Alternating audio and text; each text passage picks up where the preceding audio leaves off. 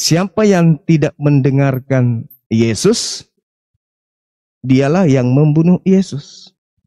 Sementara nubuatan cerita yang muncul di Ulangan 18 nomor 19 sampai nomor 20, Ulangan 18 dan seterusnya nomor 18 sampai 20, barang siapa yang tidak mendengarkan perkataan Nabi yang disampaikan dari firmanku itu, maka dia akan kutuntut pertanggungjawab. Dia harus dihakimi, dia harus dihukum, dia harus dibunuh. Kisah para Rasul terekam lagi, Kisah para Rasul 3 nomor 22 sampai 23. Di situ sangat jelas dikatakan, Nabi tersebut ketika dia menyampaikan firman Tuhan dan tidak didengarkan firman Tuhan, siapapun yang tidak mendengarkan dan menolaknya akan dibunuh dari umat kita. Nah sekarang ketika Yesus datang ke tengah-tengah Bani Israel, banyak firman yang Yesus sampaikan ditolak oleh Bani Israel. Dibunuhkah orang-orang itu? Tidak. Lalu siapa yang dibunuh? Yesus. Katanya Nabi itu sama seperti Musa. Ketika tidak didengarkan perkataannya, maka orang yang tidak mendengarkan itu dibunuh. Tetapi faktanya yang menyampaikan firman inilah yang dibunuh. Berarti tidak sesuai dengan nubuatan. Saya kira begitu. Jadi roh kebenaran itu tidak lain dan tidak bukan adalah baginda Rasulullah Muhammad sallallahu alaihi wasallam. Demikian.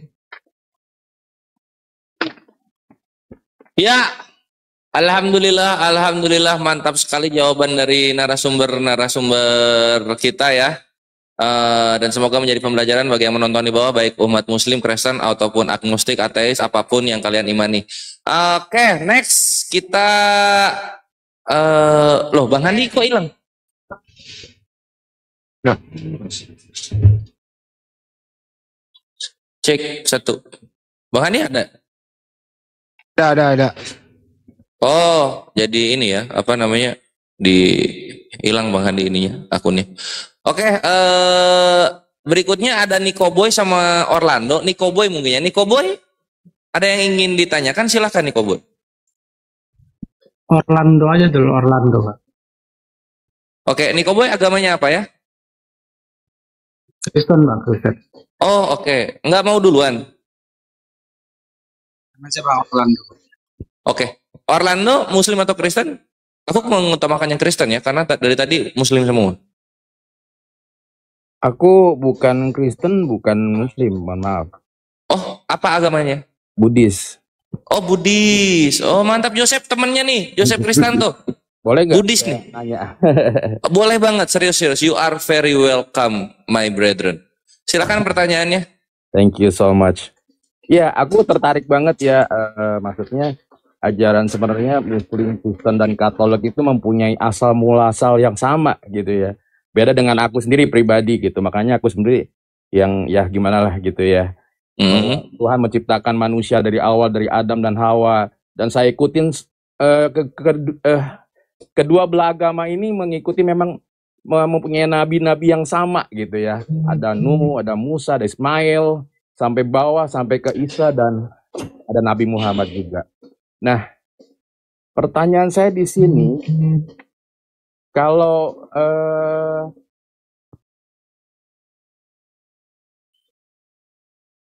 ini kan antara kalau dari Kristen kan tidak mempercayai adanya Nabi Isa ya. Maksudnya Isa dan Yesus itu beda ya, gitu ya. Sedangkan sebaliknya, saya kurang tahu kalau Muslim pun tidak mengakui Yesus ya.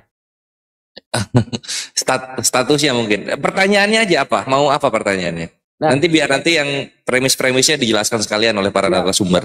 Bang. Enggak, saya mohon maaf, saya agak beda sedikit karena saya agama saya lain ya. Saya yang mau nanya gini, saya juga mempelajari, saya tertarik dengan ilmu-ilmu ini semua. Jadi pertanyaan saya, apa benar saya mendengar Ustadz juga yang bicara bahwa Nabi Isa itu ada di samping Allah, dan Allah nanti yang mengutus Nabi Isa untuk turun ke bumi untuk menghakimi apa gitu ya, kira-kira begitu gitu. Kalau saya salah ya. Oke. Dari Ustadz siapa kalau boleh tahu? Saya lupa namanya Bang. Cuman saya tertarik juga dengan Nabi Isa ini gitu. Saya juga ilmu saya nggak sampai ini, tapi saya ada dengar seperti itu. Apakah itu benar gitu? Oke, siap. Ya, di sini akan mendapatkan penjelasan yang sempurna ya dari dua narasumber. Yes. Oke, berarti untuk Pak Pendeta Buasnya, apakah benar Yesus itu ada di sisi Allah Bapa dan lalu kemudian nanti akan turun ke bumi menghakimi manusia? Silakan validasinya dan juga penjelasannya. Dan kalau untuk Gurunda berarti mengenai Nabi Isa itu di sisi Allah itu seperti apa maksudnya? Silakan. Pendeta Buas, silakan. Tadi pertanyaannya bukannya dia tanya apakah Kristen mengakui Isa dan apakah Islam mengakui Yesus? Bukan begitu pertanyaannya? Enggak, pertanyaan pertama, betul, ada pertanyaan seperti itu. Tapi saya sudah memahami bahwa kalau dari pihak Kristen kan tidak mengakui Nabi Isa. Tapi di atasnya Yesus itu baik itu Ismail, baik itu Nuh, baik itu Musa, itu urutannya sama gitu loh Pak Pendeta. Nah itu nanti dijelasin sama Pak Pendeta Buasnya aja, oke? Mohon maaf, kalau Nabi Ismail kami tidak mengakui. Demikian juga Nabi Muhammad kami tidak mengakui. Tidak pernah ada nabi dari keturunan yang bukan bangsa Israel. Bagaimana dengan Nabi Musa, Pak? Dan nanti dulu ya. Dan tadi di Bang Suma ambil ulangan 18 itu dikatakan saudara-saudara ya, saudaranya Musa ya. Saya bacakan ulangan 18 ayat 15 ya. Seorang nabi dari tengah-tengahmu, dari antara saudara-saudaramu, sama seperti aku. Aku di sini Musa. Akan dibangkitkan bagimu oleh Tuhan Allahmu. Dibangkitkan itu maksudnya dimunculkan ya. Dialah yang harus kamu dengarkan.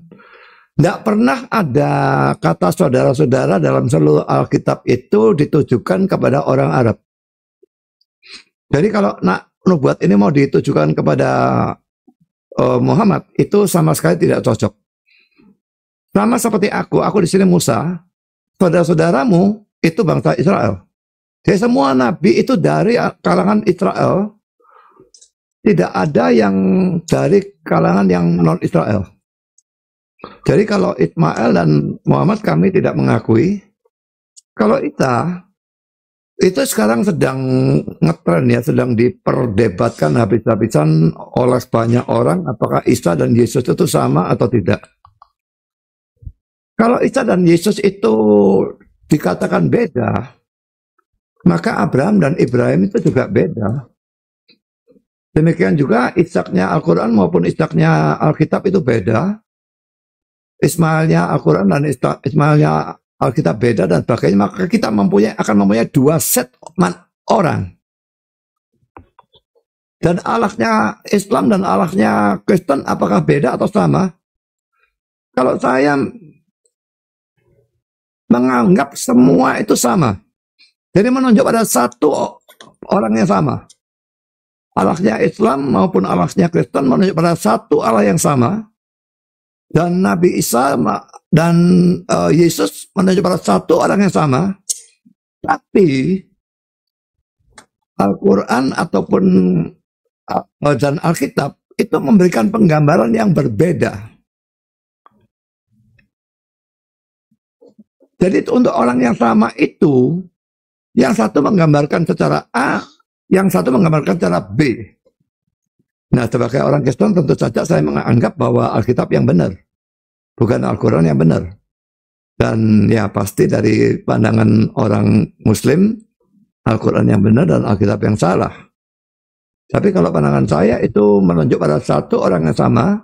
Dan kalau saya ditanya apakah saya mengakui Nabi Isa, ya saya mengakui. Dan saya mengakui dia juga Nabi. Tapi saya juga mengakui dia lebih dari Nabi. Dia adalah Tuhan dan Allah. Dan Juru Selamat. Dan itu yang tidak diakui oleh Muslim. Tuhan, Allah, Juru Selamat. Tentu tidak diakui. Tapi kalau saya mengakui bukan hanya Nabi. Tapi juga Juru Selamat, Tuhan, dan Allah. Mantap, dimengerti Pak Pendeta Buas. Langsung ke yang ditanyakan dari pertanyaan terakhirnya aja. Mengenai apakah benar itu Yesus itu ada di sisi Allah Bapa atau menjadi Allah Bapa lalu kemudian turun ke bumi dan menghakimi. Itu pertanyaan yang terakhir. Waktu dia naik ke surga, dia duduk di sebelah kanan Allah Bapa. Itu tidak bisa diartikan secara hurufiah ya. Karena Allah Bapa itu maha ada. Lalu sebelah kanannya itu di mana? Kalau Allah Bapa itu maha ada, dan Yesus duduk di sebelah kanan Bapa, maka sebelah kanannya itu juga maha ada. Jadi artinya dari sebelah kanan Allah Bapa itu adalah kedudukan tertinggi di surga. Dia turun ke dunia untuk menjadi manusia menebus dosa. Lalu naik ke surga, mati, bangkit, naik ke surga, dan lalu dia diberikan kedudukan yang tertinggi di surga. Itu artinya. Sekian. Yang menghakiminya? Iya, dia akan datang kembali nanti sebagai hakim. Kedatangan pertama, dia datang untuk menyelamatkan, untuk menebus dosa. Dia mati di salib, datang dalam kehinaan dan sebagainya. Dan kalau Bang Suma tadi mengatakan hina dari lahir, lalu terkutuk matinya dan sebagainya, itu justru kebanggaan kami. Bahwa Tuhan kami mau menjadi manusia. Manusia yang hina, mati secara hina dan terkutuk untuk mengambil kutuk yang seharusnya ada pada kami. Dan dengan demikian, kami yang percaya kutuknya dicabut dan kami menjadi orang yang diberkati. Diberkati itu bukan persoalan apakah kaya atau sehat atau apapun, tapi diberkati dalam arti dia diselamatkan. Yang ditekankan adalah berkat rohani. Jadi Yesus memang harus mengalami kematian terkutuk supaya kutuk yang ada pada manusia berdosa ini diambil dan orang yang percaya menjadi orang yang diberkati. Ya, dia memang datang nanti akan kedua kalinya sebagai hakim. Nah, saat itu sudah tidak ada lagi pertobatan. Kalau mau bertobat sekarang dan percaya kepada Yesus sekarang, besok mungkin sudah terlambat. Atau saudara mati, atau Yesus datang kembali kedua kalinya, tidak ada kesempatan bertobat. Yang ada hanya penghakiman. Sekian dari saya. Oke, siap Pendeta Boas, terima kasih. Itu jawabannya Orlando untuk perspektif Kristen. Sekarang kita dengarkan yang dari perspektif Islam. Silahkan Gurunda kami. Baik, saya ambil dari yang penjabaran yang terakhir, biar saya nggak lupa ya. Oke. Itu dikatakan bahwa kami bangga Tuhan kami datang dalam keadaan terhina. Terhinanya di sini bukan hanya sekedar terhina biasa loh. Dia najis, dia kotor, lahir di kandang binatang dan seterusnya. Lahir dari seorang wanita yang sudah bertunangan dan seterusnya. Sementara Tuhan yang benar menurut para nabi, ingat Yesus sering membaca kitab Yesaya, bukan membaca kitab Matius, Markus, Yohanes, bukan, apalagi saudara Paulus. Yesus disibukkan membaca kitab Yesaya. Di dalam kitab Yesaya sangat jelas, Yesaya 5 nomor 16, Yesaya 5 16, Yesaya 57 nomor 57 nomor 15. Tuhan pencipta langit dan bumi itu maha suci. Jadi Yesus tidak lolos. Ya, mohon maaf. Kalau Yesus Tuhan yang terhina, yang terkutuk, yang nista, silakan aja dengan konsep saudara, dengan Pak Pendeta dan jemaatnya, kami hargai itu. Tapi ketika kita berbicara mengenai kitab yang dianggap suci orang Yahudi, Yesaya 5, kemudian Yesaya 57 nomor 16, Yesaya 5 nomor 16, Tuhan pencipta dan bumi itu maha suci. Yang dikatakan suci beda dengan maha suci. Kalau suci itu kayak saya kena najis, saya bersihkan diri saya, itu namanya suci setelahnya. Tapi yang disebut maha suci tidak pernah tersentuh dengan sesuatu yang najis. Sedangkan Yesus, Anda akui, dia datang dalam keadaan najis, dalam keadaan kotor, dalam keadaan terkutuk, dalam keadaan hina. Na'udzubillah, na'udzubillah. Itu bukan sifat-sifat Tuhan. Kemudian terkait dengan pertanyaan. Allah Subhanahu wa Ta'ala menerangkan dalam Al-Quran, setelah dalam Quran surah An-Nisa ayat 57, dia hendak disalibkan, diselamatkan oleh Allah kemudian ke langit, lalu digantikan kemudian oleh muridnya yang pengkhianat. Di dalam Amsal 21 nomor 18, pengkhianat dipakai sebagai tebusan bagi orang yang jujur. Orang fasik dipakai tebusan pengganti sebagai orang yang baik. Nah sekarang Yesus itu jujur, baik. Siapa yang fasik, siapa yang pengkhianat, itulah yang dipakai untuk menggantikan. Dan yang menggantikan inilah yang kemudian yang disembah oleh Kristen. Sementara Nabi Isa alaihissalam, Al-Quran menjelaskan kepada kami, bal rafa'ahu Allahu ilaihi wa kana Allahu azizan hakima. Aku mengangkat nabiku Nabi Isa alaihissalam, lalu kemudian aku dudukkan dia di kehadiratku. Aku Allah maha perkasa lagi maha bijaksana. Demikian juga dalam Mazmur 91, Allah mengangkat anaknya, hambanya, Mesiasnya, dengan cara mengirim malaikat untuk menatang tangannya, menatang kakinya di tangannya, agar kemudian hambanya ini, nabinya ini tidak dicederai oleh orang-orang kafir laknatullah. Jadi antara Nabi Isa alaihissalam dan Yesus memang berbeda. Nabi Isa alaihissalam diangkat ke langit, Yesus dibunuh di tiang salib. Dan menggantikannya inilah yang kemudian yang disembah oleh orang Kristen. Subhanallah. Nabi Isa diangkat, Yesus disalibkan, Yesus disembah oleh orang Kristen. Sementara Nabi Isa yang datang kepada Bani Israel itu adalah oknum Nabi dan Rasul kepada Bani Israel yang diselamatkan oleh Tuhan.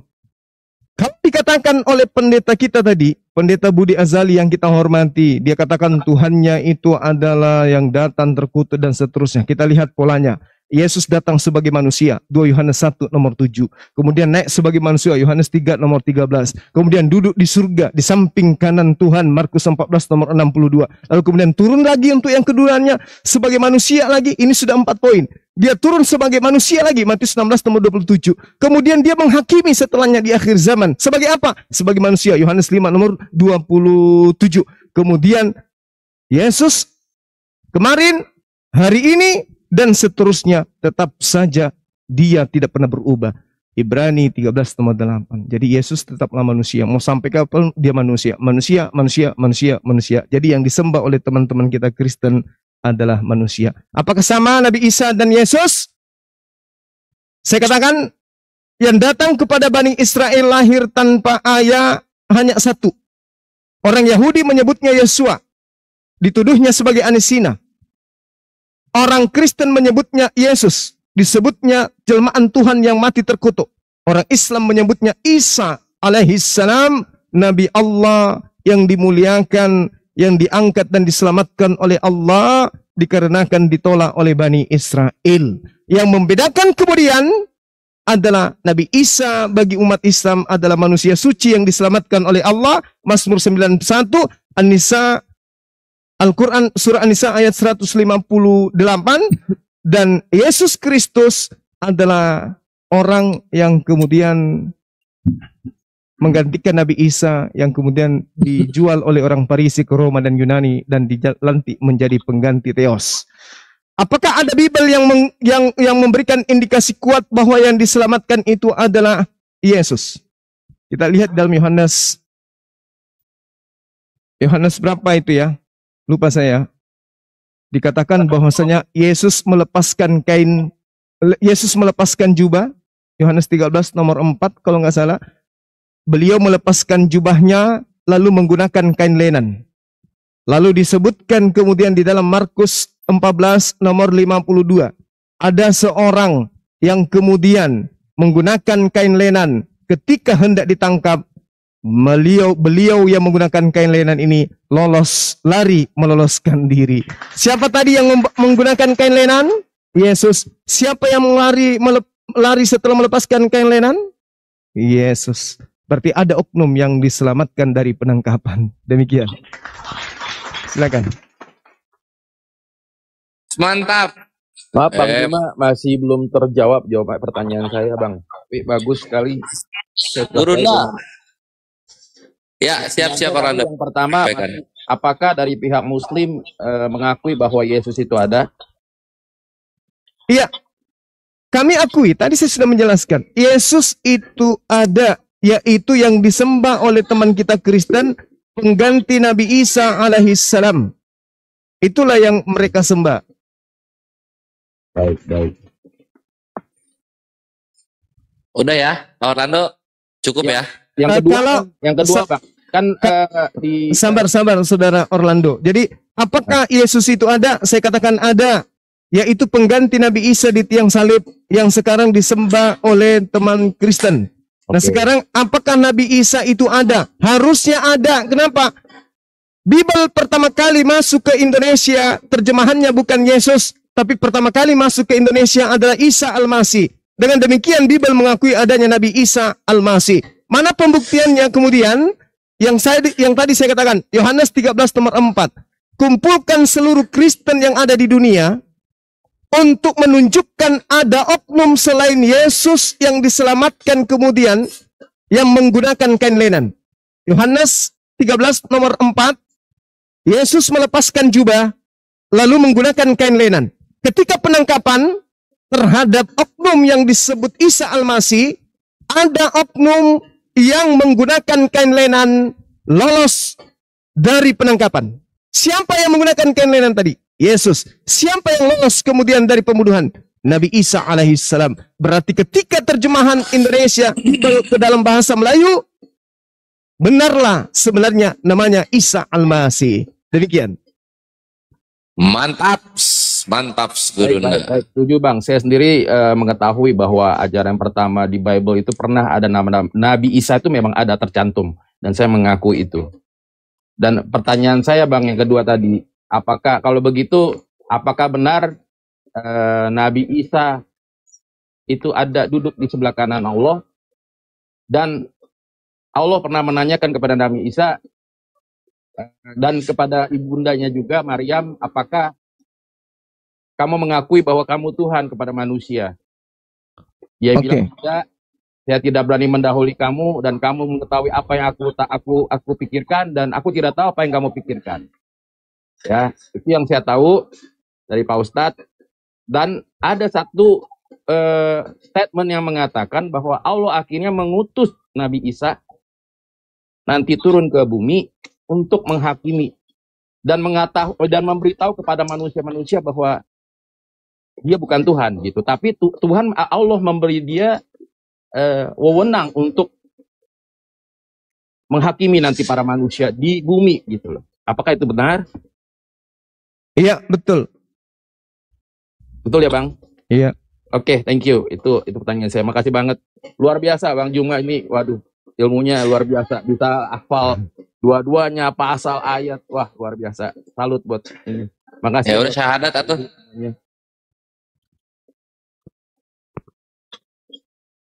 Enggak syahadat, Orlando. Oh enggak. Saya masih mempelajari, Bang. Siap. Saya salut Bang, jujur Bang. Ini sebenarnya ini damai sekali Bang, ini jujur ya. Dan saya perhatiin dari Orlando, katakan Adam Hawa. Orlando izin. Sampai saya bingung sebenarnya posisinya Orlando. Isa dan Yesus itu siapa sih sebelumnya Nabi itu gitu. Orlando. Iya, maaf. Kalau Anda boleh memilih, Ya. kalau ingin login gitu, Anda ke Kristen atau ke Islam? Justru saya ingin mempelajari ini luar biasa ini. Saya nggak bisa menjawab lah ya. Saya tidak mau melukai kedua belah pihak ya. Tapi saya salut lah gitu. Sebenarnya mendekati ini sebenarnya. Mendekati sangat gitu. Bagaimana Muslim pun tidak bisa tidak mengakui Nabi Isa kan gitu. Sebagai nabinya gitu. Dan sebelum Nabi Muhammad kan begitu, seperti itu ya. Dan Mana tuh? sayangnya saya belum begitu knowledge about this education gitu. Sebenarnya I want to know who is actually before Jesus and who is before Isa. Apakah urutannya hampir sama gitu? We can answer everything you will be asked after this. Thank you so After much, this. brother. This is I really love it. Ya, kita keep in touch ya. Kita keep in touch. Oke. DM aja sama Bang Handi atau Michan Kristologi ya. Nanti supaya disiapkan waktunya. Bisa kita bahas di waktu yang lain Bang Orlando, karena mengingat di bawah juga masih ngantri sekali yang mau bertanya. Nggak apa-apa ya Bang Orlando ya. Terima kasih banyak ya buat semuanya. Sehat-sehat Nanti kita selalu, ya. buka sesi lagi ya, buka tema lagi. Siap, siap. Makasih banget semuanya Bang Juma sama Bang Pendeta dan semuanya ada di sini. Aku izin turun ya. Iya, Baik, sama-sama. terima kasih. Oke. Begitulah ya pertanyaan dari saudara se-NKRI kita dari Buddhis terutama Orlando. Masya Allah, Indonesia itu indah emang. Next, kita akan memberikan kesempatan kepada Nico Boy. Udah siap bertanya?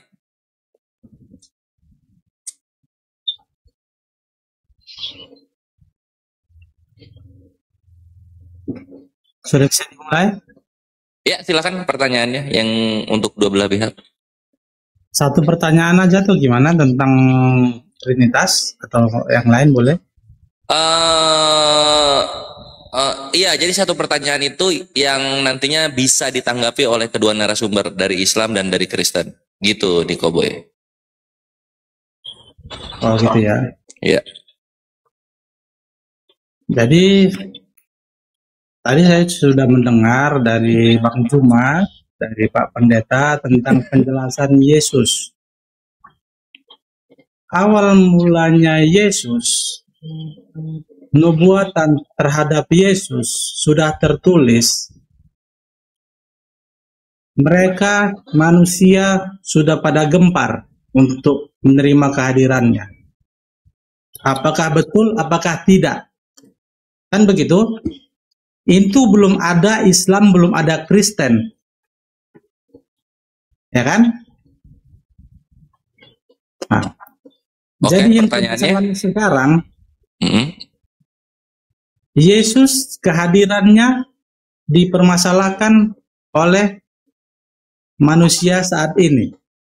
Dari dia sebelum hadir dan setelah bangkit kembali. Kan gitu. Dan dunia sudah mengakui dan kalender di rumah kalian masing-masing sudah mengakui ada hari kematian, ada hari kebangkitan, ada hari kenaikan. Dunia sudah mengakui, kalender Masehi di rumah kalian sudah mengakui, tetapi sampai saat ini masih ada yang belum percaya akan data yang ada di kalender. Kalau tidak percaya, lebih baik nggak usah gunakan kalender Masehi. Begitu. Karena kalender Masehi bukan kalender orang Kristen, bukan kalender orang Islam, bukan kalender orang Hindu, bukan kalender orang Buddha atau agama apapun. Tapi di dunia ini isi dari kalender setiap hari-hari raya sudah tertulis. Berbahagialah kalian yang menerima itu. Begitu kan? Oke, silakan ke pertanyaannya, kita udah mengerti. Nah, jadi pertanyaannya, kalian yang suka mempermasalahkan Yesus, atau dia Tuhan, atau dia Nabi, atau dia apapun itu, berbahagialah kalian yang telah menjelaskan atau Tadi udah, dia kalau dengan berbahagia lah, apapun tadi gitu. udah. Pertanyaannya Oke, aja langsung. berbahagialah. Kan gitu kan? Jadi pertanyaannya agak sulit nanti dijawab. Nah, apakah Tuhan dan Allah di dalam Islam ada perbedaan atau sama? Apakah Tuhan dan Allah di dalam Kristen ada perbedaan atau sama? Jadi pertanyaannya, ini tidak mempertanyakan Yesus lagi. Karena biarlah orang yang menerima dia, bersukacitalah orang yang menerima dia. Oke, coba aku luruskan dulu ya pertanyaannya. Ini menanyakan apakah Tuhan dan Allah di dalam Kristen dan Islam itu sama, atau apakah Tuhan dan Allah itu mempunyai definisi yang sama di dalam Kristen dan Islam, gitu? Ya. Oh, yang kedua berarti ya? Dan kalau bisa tunjukkan ayat di kitab masing-masing, Tuhan dan Allah itu adalah sama. Oke, ya siap. Tidak dengan tafsir ya. Iya, iya. Ya, silakan dari Pendeta Buas mengenai definisi Tuhan dan Allah, beda atau sama? Saya kok agak heran dengan pertanyaannya ya. Tadi mengatakan tentang kalender, tahu-tahu pindah ke Tuhan dan Allah. Oh, enggak, ini dia Saya apa namanya? selalu Khotbah menjawab colongan dengan itu jujur. namanya. Bukan ya? Saya selalu menjawab dengan jujur, tidak peduli itu merugikan saya atau tidak merugikan saya. Tapi kita tidak bisa membangun suatu kepercayaan berdasarkan kalender. Jadi saya tidak peduli kalender dulu dikatakan Isa, sekarang dikatakan Yesus Kristus, itu bukan urusannya. Saya mendasarkan seluruh kepercayaan saya pada Alkitab saya, bukan pada kalender. Itu tentang kalender itu ya. Nah sekarang tentang Tuhan dan Allah. Menurut saya Tuhan itu beda dengan Allah ya. Dalam arti katanya itu beda. Tuhan itu jabatan tertinggi di alam semesta ya. Jabatan atau kedudukan gitu ya. Kebalikan dari Tuhan adalah hamba. Sedangkan kalau Allah menurut saya itu adalah jenis makhluk. Terus terang saja kata makhluk itu tidak cocok ya. Tapi saya tidak punya kata yang lain. Ya, jenis makhluk. Kalau makhluk itu kan creature, itu kan ada kata create ya. Jadi sebetulnya tidak masuk akal digunakan. Tetapi saya tidak punya kata yang lain. Allah itu bagi saya jenis makhluk. Sama seperti malaikat adalah jenis makhluk. Manusia adalah jenis makhluk. Dan anjing adalah jenis makhluk dan sebagainya. Bisa pakai referensi, Nah, Pak. Referensi. nanti dulu. Ya. Dan karena itu, Sabar dulu Bang Andi, jangan dipotong Pak Pendeta. anaknya manusia adalah manusia. Yesus disebut anak manusia, itu manusia. Yesus disebut anak Allah, ya Allah. Nah referensinya misalnya di dalam Yohanes 20 ayat 28, itu jelas bahwa dua itu dibedakan ya. Jadi pada waktu Thomas itu mengakui, Yohanes 20 ayat 28,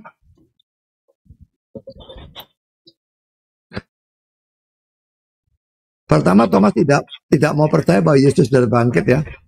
Lalu Yesus menampakkan diri kepada dia dan dalam ayat 27 dikatakan taruhlah jarimu di sini dan lihatlah tanganku, ulurkan tanganmu dan cucukkan ke dalam lambungku dan jangan engkau tidak percaya lagi melainkan percayalah.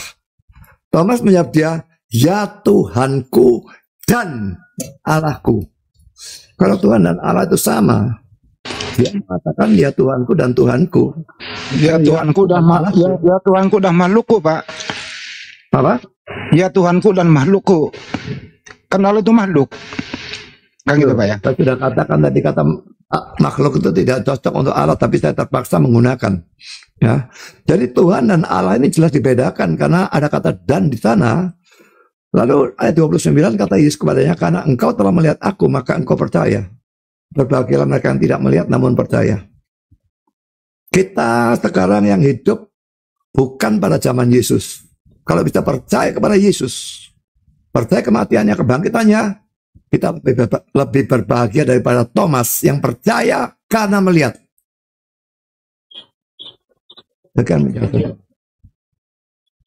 Oke, terima kasih Pak Pendeta Buas untuk apa ya? Untuk jawabannya. Mungkin ini Ikhwan ya, kita beristighfar aja gitu karena beliau tidak tahu mengenai Allah ini. Nah, silakan Gurunda. Apakah Tuhan dan Allah itu sama dan bagaimana perspektifnya dalam Islam?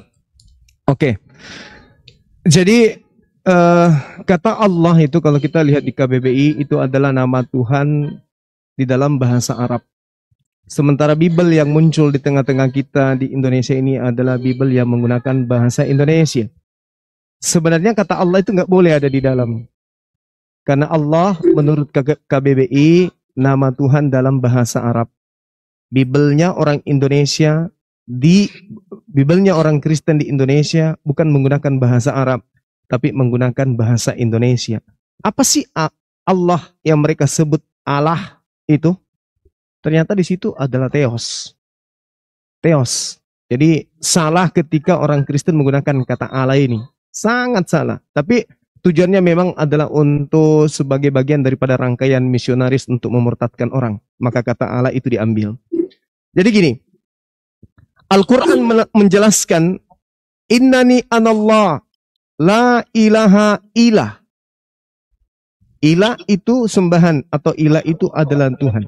Tidak ada sembahan, tidak ada Tuhan pencipta langit dan bumi, illa ana, kecuali saya. Dan itu saya adalah Allah. Innani anallah, sesungguhnya aku ini Allah. Jadi Allah itu nama. Allah itu bukan gelar.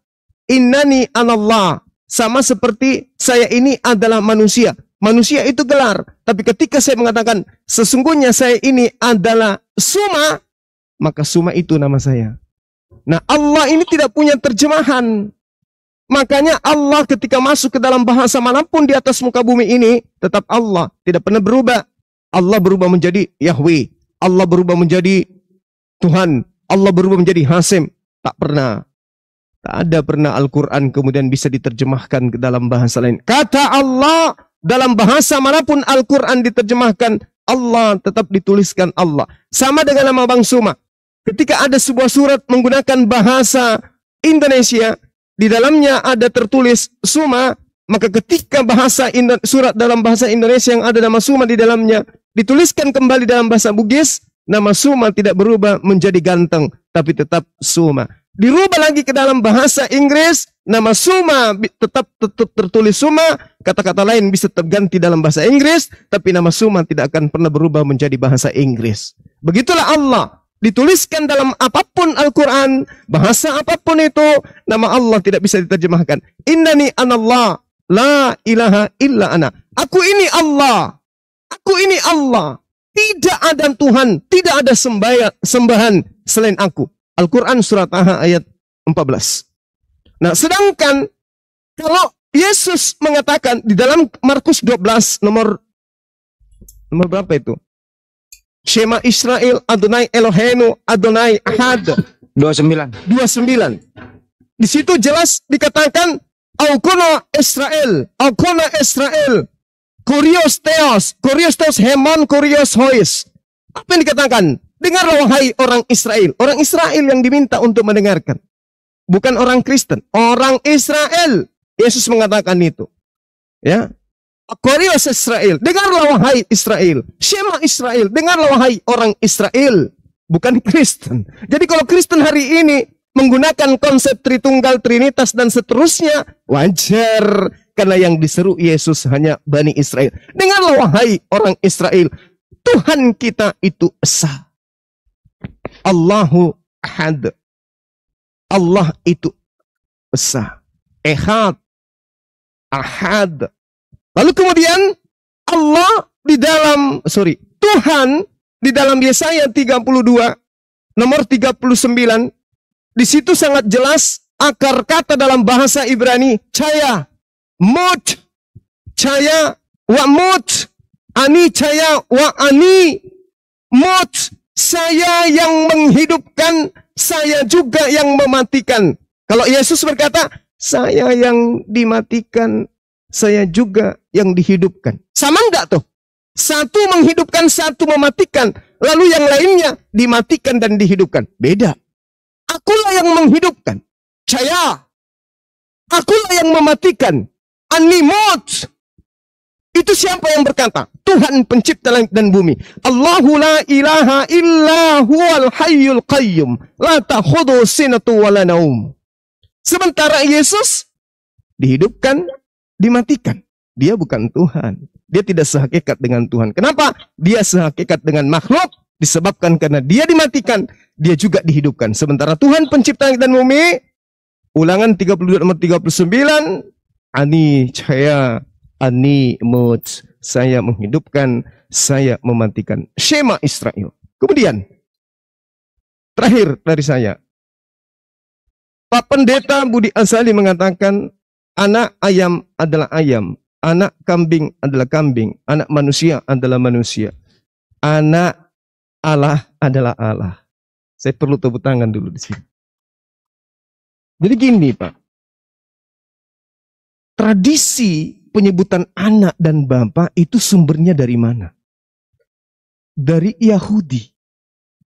Perspektif iman kepercayaan Yahudi ketika berbicara mengenai Bapa, itu berbicara mengenai pencipta langit dan bumi.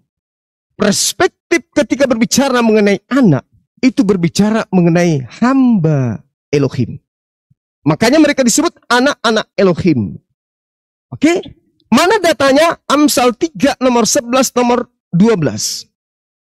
Dengarkanlah didikan Tuhan.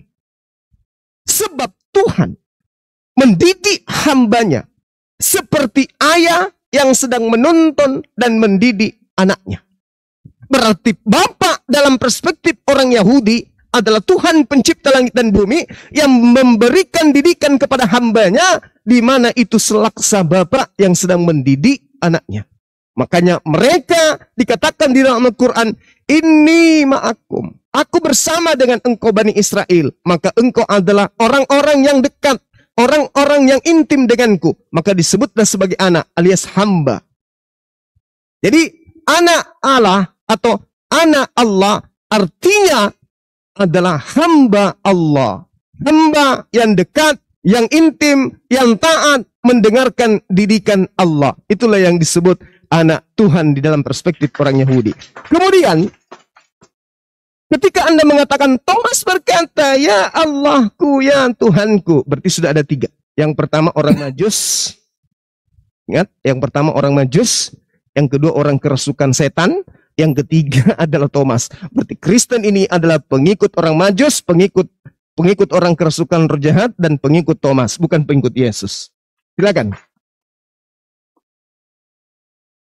Oke, yang saya tanya, jawaban dari Bang Juma terlalu melebar, entah kemana-mana. Itu bukan. Anda kan Jawaban Pak Pendeta, Ntar dulu, saya juga tadi bertanya nggak ngerespon banget. Kan gantian sama yang lain. Ini bukan debat, ini Anda bertanya. iya maksudnya jawabannya lain ditanya, lain dijawab, jawab Bang Juma. Ya udah nggak apa-apa. Habis ini debat sama gua aja. Lanjut sama yang lain, Mas, banyak yang ngantri. Nggak, kalau dia nyimak Bang Handi, kalau Niko nyimak, Kenapa Bang Handi Gurunda ini itu udah kok menjawab teman-teman mengenai saya? definisi Tuhan dan Allah di awal-awal. Lalu kemudian penjabarannya di akhir-akhir. Tapi lu nggak nyimak. Jadi kesalahan ada pada yang mendengarkan. Wah, hilang. Syukurin. Oke, next silakan Joseph Kristianto pertanyaannya. Mungkin nanti kita tutup di Joseph aja ya. Ntar dulu klasifikasi dulu, sel 1. Res, Boleh. klasifikasi dulu sebentar ke Pak Ustadz. Ya, sorry ke Pak Pendeta. Pak Pendeta, ini harus diluruskan malam ini, Pak Pendeta. Apa sih? Sebentar dulu, Bang. Izin sebentar ya, setengah detik. Tolong dong dicari itu akar kata Allah itu di original text Bible. Kok ini bahasa Indonesianya ada kata Allah, di bahasa Inggrisnya nggak ada. Nah, dari mana ini bahasa Indonesianya ini mempergunakan kata Allah? Sumbernya dari mana di original teks, Pak Pendeta? Bisa dicariin, Pak? Silakan. Bagi saya Allah itu adalah terjemahan dari God ya. Dan kalau saudara menganggap bahwa itu suatu nama dan tidak bisa diterjemahkan, saya ada fotonya pada waktu pesawat dari Raja Arab Saudi datang ke Jakarta beberapa tahun yang lalu, sudah banyak tahun yang lalu. Dan di moncong pesawatnya itu ada kata-kata bahasa Arab. Biarpun saya tidak bisa bahasa Arab, saya tahu bahwa kata yang pertama itu adalah kata Allah. Dan di bawahnya ada terjemahan dalam bahasa Inggris, God bless you. Berarti di situ Allah diterjemahkan sebagai God. Jadi dalam bahasa Indonesia juga sama, diterjemahkan God. God diterjemahkan Allah. Pada mulanya Allah menciptakan langit dan bumi. In the beginning, God created the heavens and the earth. Itu God diterjemahkan Allah. Pak Pendeta, Theos itu diterjemahkan ke bahasa Inggris apa, Pak? Kalau Theos? Theos juga Allah. Theos kan dalam bahasa Yunani ya.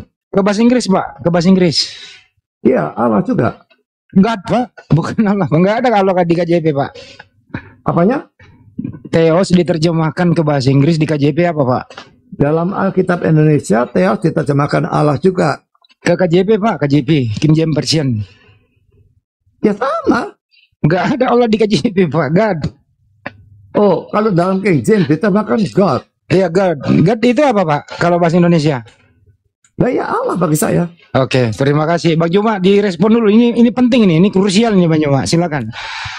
Ya, jadi sekali lagi saya katakan bahwa penggunaan kata Allah itu di dalam Bibelnya teman Kristen itu sebenarnya tujuannya adalah untuk misi agar orang Islam awam bisa kemudian terperdaya dengan menggunakan Bibel bahwa di dalam juga ada Tuhannya umat Islam, maka mereka dengan mudahnya bisa dimurtadkan. Itu yang perlu dipahami dulu. Nanti suatu hari ketika tujuan sudah tercapai, maka Allah akan disingkirkan dari Bibel dan akan diganti dengan panggilan Theos atau Yahweh. Jadi kalau misalnya hari ini teman-teman Kristen menggunakan kata Allah atau Allah dan kita cari akarnya, itu tidak akan pernah bisa kita temukan dari sumber Kristen itu sendiri. Di Indonesia lah kata Allah itu dipakai. Sementara kalau kita menggunakan kata Allah dalam perspektif bahasa Ibrani, itu artinya sumpah atau sumpah serapa. Itu Allah. Alef, Lamet. Itu Allah. Sedangkan kalau kita ingin jujur, adanya kata yang terdiri dari huruf A, L, L, A, H, itu murni berasal dari Al-Quranul Karim, bukan dari bahasa Indonesia. Karena Allah atau Allah itu bukan bahasa Indonesia, tetapi nama Tuhan di dalam bahasa Arab. Jadi kalau dikatakan bahwa tidak ada Tuhan selain Allah, lalu kemudian Allah di sini dikatakan sebagai Tuhan, itu tidak salah. Karena Tuhan sudah mengatakan tidak ada Tuhan selain Allah. Tuhan ya Allah, Allah ya Tuhan. Hanya karena manusia membuat Tuhan-Tuhan tandingan, maka ada yang disebut Tuhan Yesus, Tuhan Bapa, Tuhan Roh Kudus, Tuhan apa lagi? Tuhan Buddha, Tuhan entahlah. Tapi yang jelas kaidah yang sesungguhnya berdasarkan Quran, Tuhan adalah Allah, Allah adalah Tuhan. Jadi kalau pendeta kita tadi mengatakan ada di pesawat tertulis Allah, tapi di situ God. Ya betul, God itu adalah Allah. Tapi nama pribadi daripada God itu adalah Allah. Allah sendiri itu adalah nama daripada God. Demikian.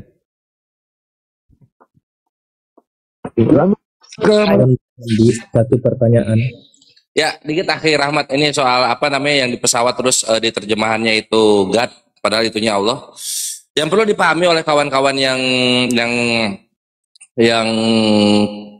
non Muslim,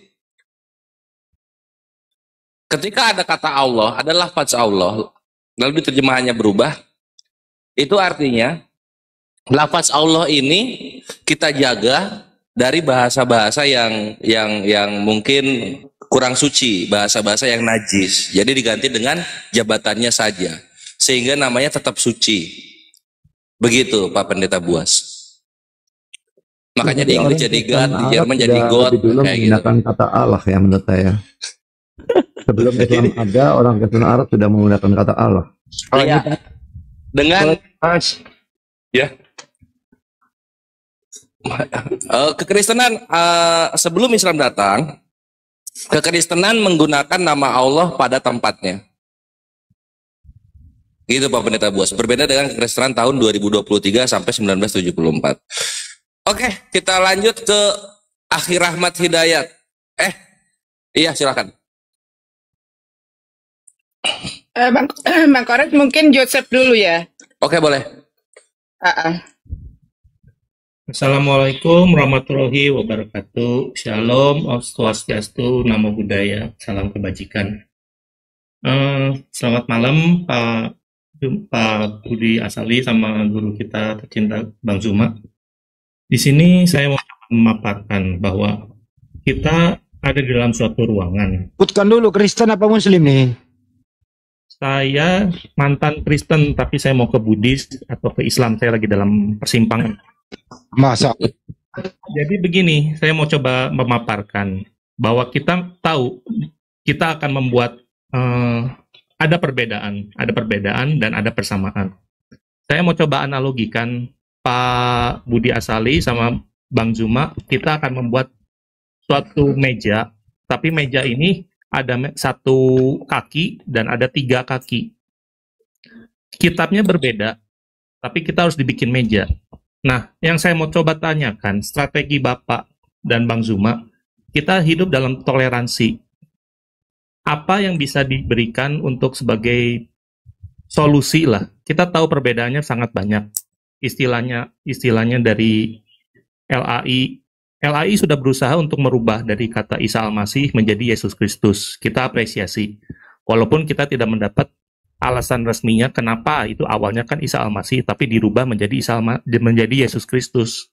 Dan sesuai kata Bang Zuma ini adalah penginjilan.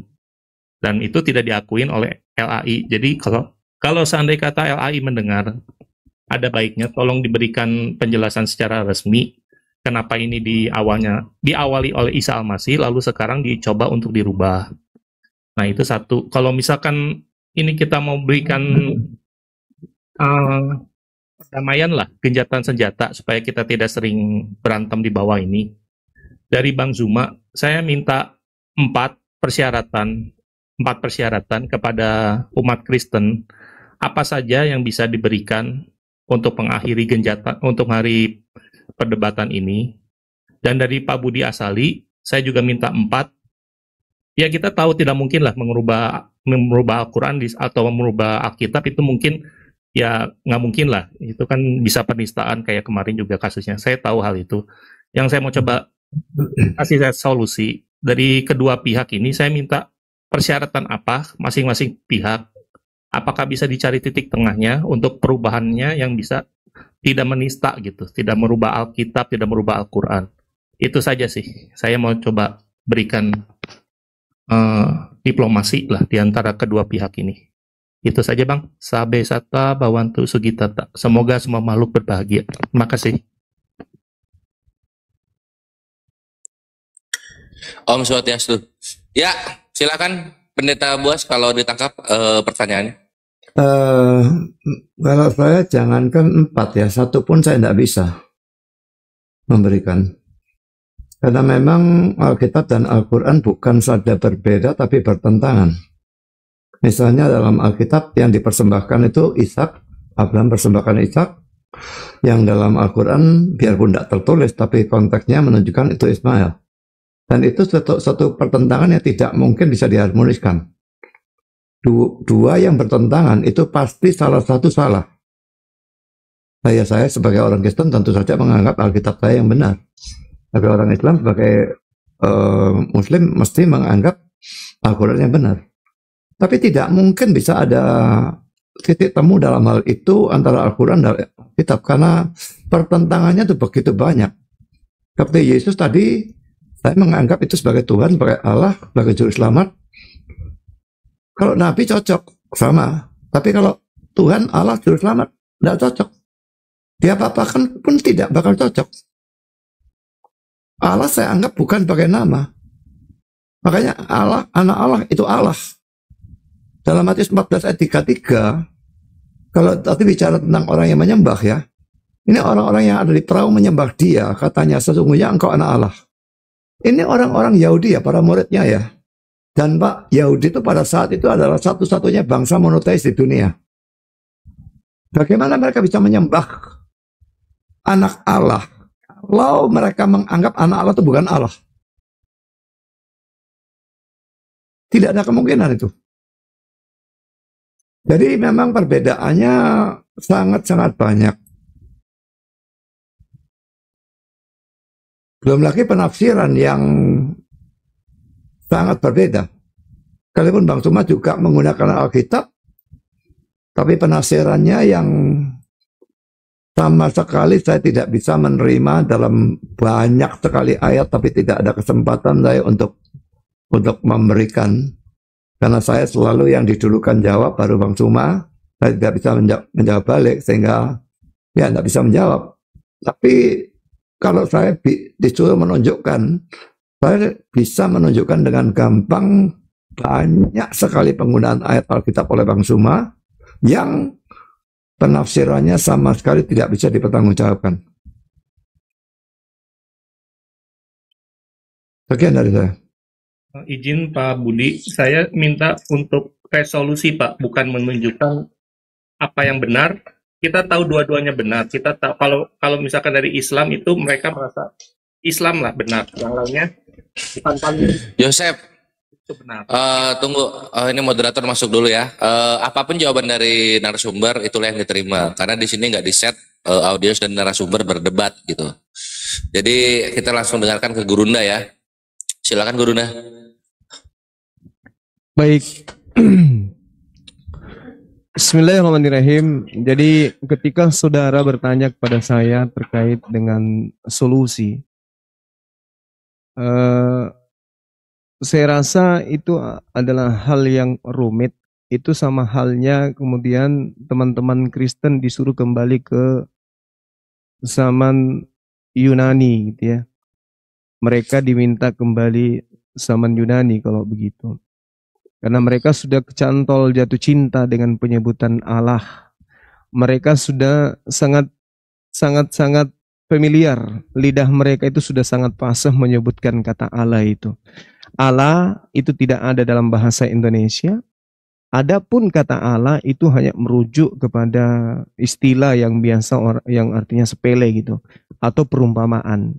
Seperti misalnya rumah itu ala istana gitu ya.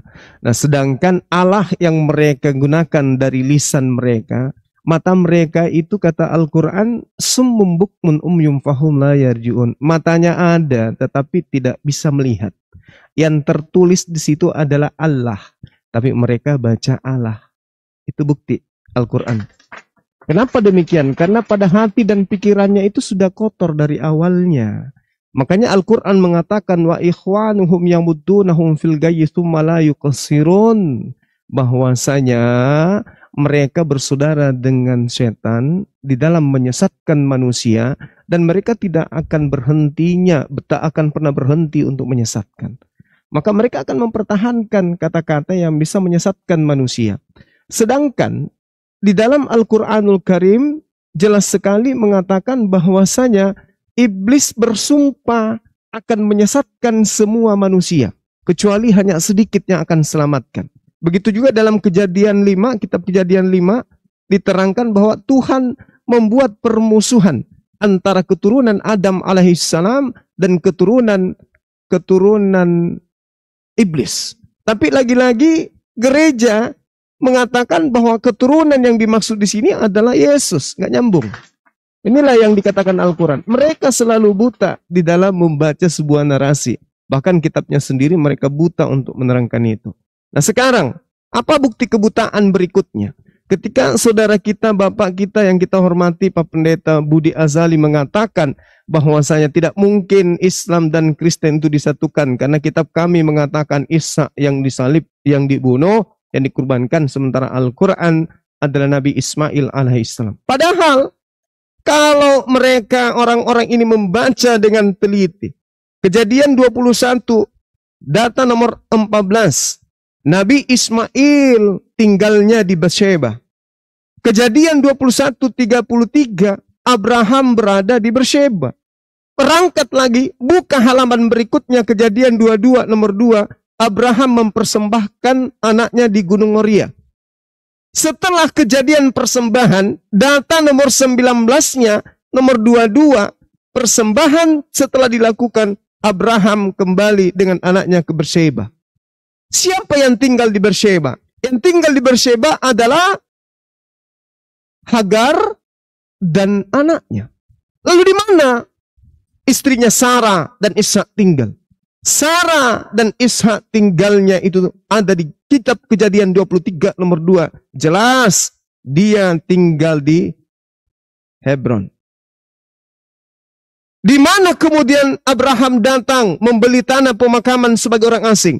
Di tempat Sarah ketika meninggal. Kenapa Abraham jadi orang asing di tempat Sarah meninggal? Karena Abraham tinggalnya di Beersheba bersama dengan Hagar dan Ismail. Jadi saya simpulkan, ambillah anakmu yang tunggal.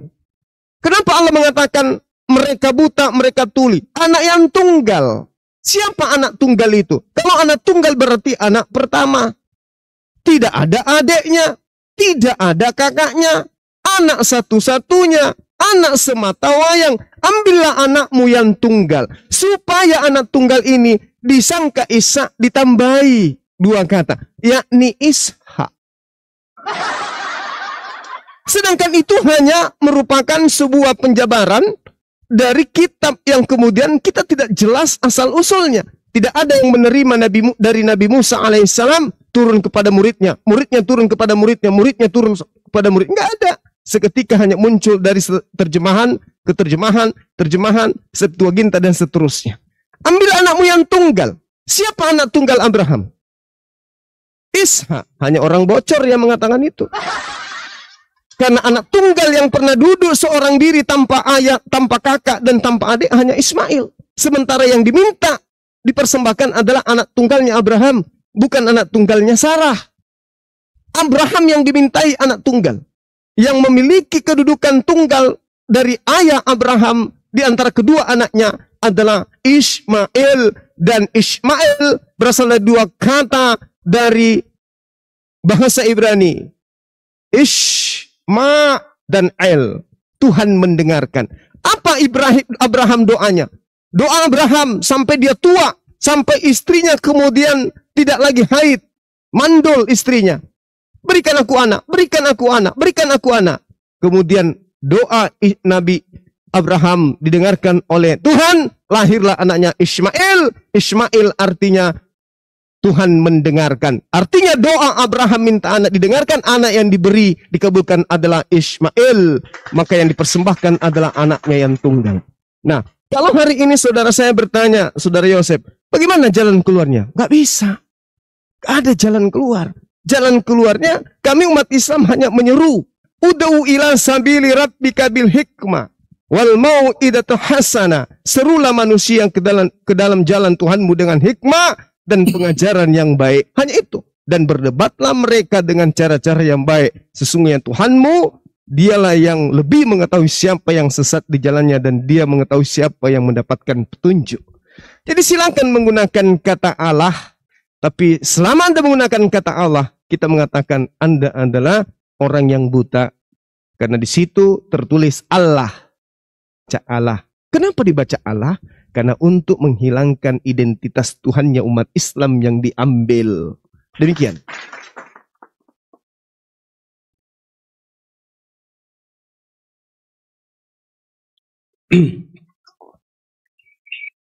Mantap, mantap Gurunda. Next, sekarang kita ke Akhir Rahmat Hidayat. Aku rasa ini yang terakhir ya, setelah itu kita closing. Gimana untuk narasumber? Iya, kasihan. Tengah malam lebih. Iya, seru banget ini. Masih bisa dijadwalkan di lain hari. Kalau misalnya hari boleh, ini kalau mau dilanjutkan lain kali jika bisa. Ya, kalau hari ini saya yang duluan, Pak Pendeta kita yang menjawab duluan, mungkin sesi berikutnya biar saya yang ditanya duluan baru Pak Pendeta gitu. Oh gitu. Siap. Oh iya, Pak Pendeta Budi Asali bersedia untuk pertemuan kedua dengan Gurunda? Sangat bersedia. Mantap, mantap. Alhamdulillah. Tentunya dengan tema yang lain ya Pak ya. Kenapa? Tentunya dengan tema yang lain lagi ya. Temanya ya nggak tahu tema apa. Toh juga boleh nanti dibicarakan. Teologi maupun Tritunggal itu nggak masuk ke dalam tema ya. Kebanyakan kita ngomongnya di luar tema jadinya. Ya, nanti yang pertemuan kedua Pak Pendeta Budi Asali akan jadi yang menjawab yang pertama. Terus formatnya akan kita bikin supaya lebih ramping lagi gitu. Jadi sekarang kalau kita masuk ke sesi closing statement aja gimana untuk dua narasumber? Boleh, mungkin Pak Budi juga udah. Oh iya silakan. Oh iya silakan. Satu lagi ya sebelum kita closing, silakan Akhir Rahmat. Baik, bismillahirrahmanirrahim. Assalamualaikum warahmatullahi wabarakatuh. Puji syukur kepada Allah, Nabi Muhammad wa ala Muhammad. Yang terhormat Gurunda, Abang Dazuma, dan juga Pak Pendeta Budi Asali. Baik, terima kasih banyak telah diberikan kesempatan kepada saya. Mungkin terlebih dahulu saya ingin bertanya kepada Bapak Pendeta Budi Asali. Sebelumnya saya pernah membaca di dalam Kejadian 2 ayat 17 itu, tetapi pohon pengetahuan tentang yang baik dan yang jahat itu janganlah kau makan buahnya, sebab pada hari engkau memakannya pastilah engkau mati. Kemudian saya baca juga dalam Efesus 1 ayat 7, sebab di dalam Dia dan oleh darahnya kita peroleh penebusan, yaitu pengampunan dosa menurut kekayaan kasih karunia-Nya.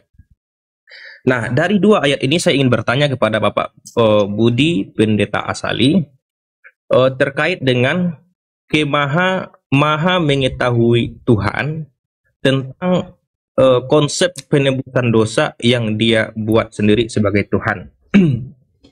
Saya ingin bertanya, di sini kan yang membuat hukum bahwa jika manusia memakan buah pengetahuan tersebut maka upahnya adalah maut. Yang kita tahu sendiri bahwa teman-teman Kristen juga meyakini kematian Yesus di tiang salib dengan mengorbankan darah dan nyawanya itu untuk menebus manusia dari dosa. Nah, pertanyaan saya, apakah Tuhan yang diimani oleh orang Kristen tahu dan tidak tahu tentang apa? Tentang konsep hukum yang Dia buat bahwa manusia yang mati harus ditebus dengan darah suci. Apakah Tuhan itu tidak tahu sebelum Dia menetapkan hukum tersebut bahwa tidak mungkin manusia selamat daripada hukum tersebut? Artinya Adam dan Hawa pasti memakan buah pengetahuan, sehingga Dia sendiri yang harus turun menjalankan hukum yang Dia buat.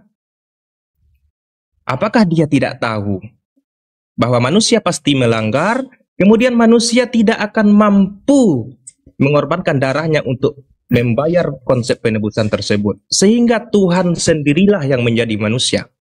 Apakah Dia tidak tahu?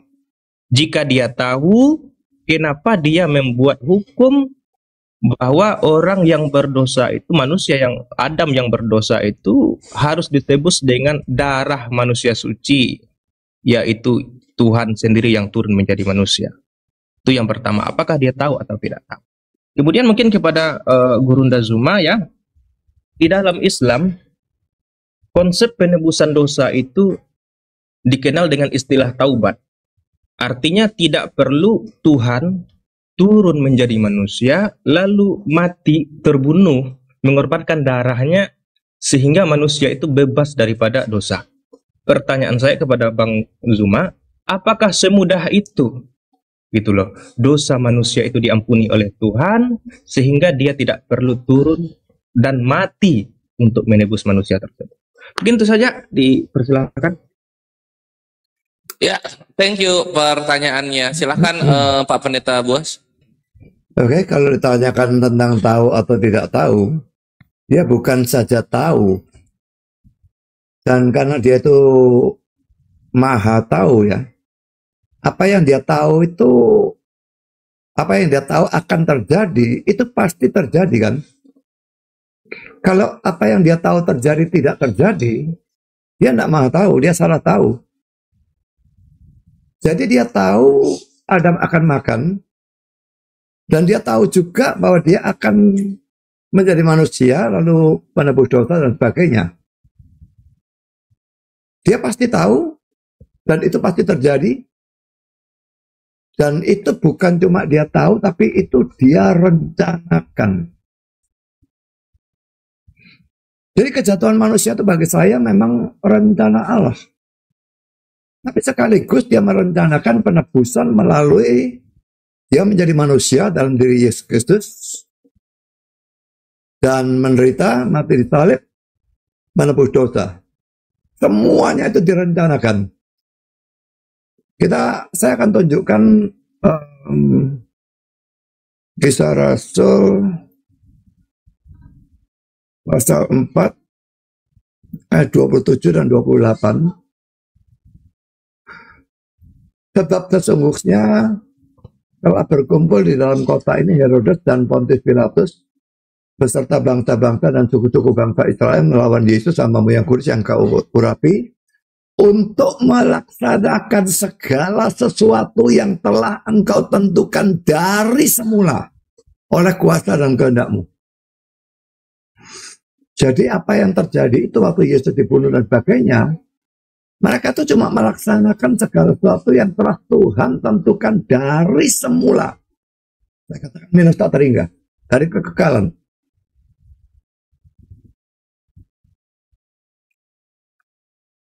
Jadi memang dalam Kristen ini ada banyak aliran. Saya seorang Calvinis atau Reform, dan saya percaya penentuan segala sesuatu, termasuk dosa. Jadi semua yang terjadi karena penentuan Allah dan pengaturan Allah, sehingga semua itu terjadi persis seperti Allah merencanakannya. Kalau kita lihat di dalam kitab Ayub, pasal 42, ayat 1 dan ayat 2. Maka jawab Ayub, aku tahu bahwa engkau sanggup melakukan segala sesuatu, dan tidak ada rencanamu yang gagal. Jadi apa yang terjadi itu memang semua persis rencana Tuhan. Tidak ada yang gagal. Hal-hal yang kelihatan kebetulan, hal-hal besar, hal-hal kecil, dosa, kebaikan, semua Allah tentukan. Seperti saya katakan tadi, tidak semua Kristen percaya itu, tapi saya sebagai seorang Calvinis ataupun Reform, saya percaya penentuan segala sesuatu termasuk dosa. Sekian. Oke, itu namanya predestinasi, Ikhwan. Calvinis Ya. punya itu. Ya. Ya, silakan Guru Nda. Iya, baik.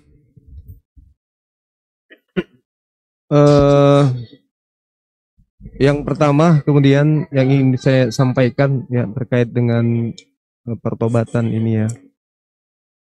Jadi Al-Quran menjelaskan fatalaqqa Adamu min rabbih kalimatin fataba alaih innahu wat-tawwabur rahim.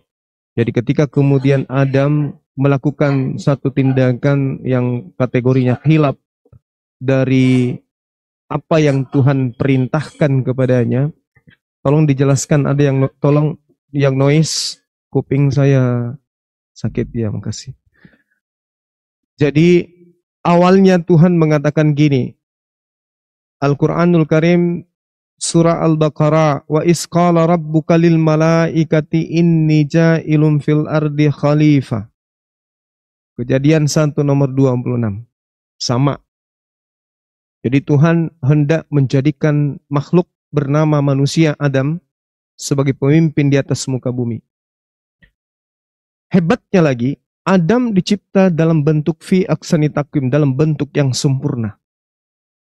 Sementara kesempurnaan itu hanya milik Allah. Jadi segambar serupa arti kata bahwa pada kesempurnaan Allah terbias kepada makhluknya bernama Adam. Sebab Allah itu adalah pemimpin di atas segala-galanya. Dan Adam ditunjuk sebagai pemimpin di atas muka bumi. Maka bias daripada kesempurnaan Allah itu terbersit kepada ciptaannya bernama Adam alaihissalam. Tapi tatarannya Adam adalah ciptaan, Allah adalah Khalik, pencipta. Satu, pemimpin sebagai pencipta segala alam semesta. Dua, pemimpin yang akan memimpin kehidupan di atas muka bumi ini. Tataran Khalik dan makhluk. Inni a'lamu ma la ta'lamun. Aku Allah pencipta langit dan bumi lebih tahu daripada engkau. Itu kata Allah. Nah, kemudian Allah ingin membuktikan kesempurnaan Adam alaihissalam kepada iblis. Maka Allah menguji kesempurnaan ciptaannya ini. Kalau malaikat diberi perintah, malaikat tidak mungkin membangkang. Tetapi kalau iblis diberi perintah, demikian juga sebelum adanya Adam, dia tidak mungkin membangkang. Tapi ketika ada Adam, iblis cemburu. Iblis cemburu, merasa dirinya lebih hebat daripada Adam alaihissalam. Maka yang terjadi kemudian, sebagai pemimpin, dicipta oleh Allah turun ke atas muka bumi, syarat mutlaknya adalah, dia harus tahu baik dan buruk. Bagaimana mungkin kemudian sosok makhluk bisa menjadi pemimpin di atas muka bumi di zaman purbakala, di mana semua hewan-hewan buas ada, belum punah semua, alam semesta belum bersahabat seperti saat sekarang, turun ke atas muka bumi, kemudian menjadi pemimpin untuk menguasai burung di udara, ikan di laut, dan hewan-hewan melata. Bagaimana mau memimpin wong telanjang aja dia tidak tahu? Untuk menjadi pemimpin, maka dia harus tahu baik dan buruk. Betul kata Pak Pendeta Budi Azali yang kita hormati, bahwa apa yang disampaikan itu ada kebenaran. Bahwa Tuhan sudah tahu, itu rancangan Tuhan. Yeremia 29 nomor 11, itu rancangan Tuhan. Tuhan merancang itu semua. Jadi ketika kemudian Adam dicipta dengan diberi perintah, boleh kau makan, satu jangan kau makan. Apa itu? Buah ilmu pengetahuan baik dan jahat. Dimakan, berarti inilah bukti bahwa Adam benar-benar sempurna. Jadi bukan kelemahan, itu kesempurnaan. Kenapa? Adam betul-betul punya syahwat, punya keinginan, free will. Tidak seperti kemudian iblis, tidak seperti kemudian malaikat. Nah, sedangkan Adam ini punya kehendak bebas. Bisa dia beriman, bisa dia ingkar atau kafir. Inilah bukti kesempurnaan. Maka diutuslah ia kemudian ke atas muka bumi. Fatalaqqa Adamu min rabbi kalimati. Setelah Adam melakukan kehilapan kesalahan, kemudian dia berdoa memohon maaf. Sama Kejadian 5, diberkati Adam, istrinya, dan semua keturunannya. Dia tidak ada dosa warisan. Tidak ada. Lalu kemudian catatan saya tadi, Pak Pendeta Azali, Budi Azali mengatakan bahwasanya Yesus itu satu-satunya anak Tuhan. Di dalam kitab Keluaran 4 nomor 22, jelas sekali yang lebih dulu disebut sebagai anak Tuhan itu adalah Israel. Dia anak tunggal. Dia anak sulung, sorry. Lagi-lagi ada kesalahan narasi atau redaksi, ya. Israel anak sulung, Yesus anak tunggal. Jadi nggak nyambung di situ. Sementara ini berbicara dua oknum yang berbeda. Anak sulung ya anak tunggal. Karena anak sulung ini kemudian anak yang pertama yang belum ada adiknya. Kemudian Pak Pendeta mencoba mengambil Kisah Para Rasul 4 27 nomor 30. Di situ dikatakan bahwa hamba yang suci yang diutus untuk melakukan apa yang sudah direncanakan oleh Tuhan. Semuanya sebenarnya sudah terjawab ya. Bahwasanya ketika Pak Pendeta mengakui Yesus hamba yang suci, di situ kita udah tamat sebenarnya. Tapi nggak apa-apa, ini hanya edukasi kepada teman-teman Kristiani yang menyimak diskusi kami dengan Bapak Pendeta kita ini ya. Mudah-mudahan bisa ada pelajaran yang bisa dipetik, baik itu dari beliau maupun dari saya sendiri. Saya kira seperti itu teman-teman sekalian. Saya kembalikan, silakan. Ya, mantap. Mantap sekali Gurunda ya, sangat tercerahkan. Pendeta Buas juga tidak kalah nyali serta kesabarannya serta keberaniannya perlu kita acungi jempol.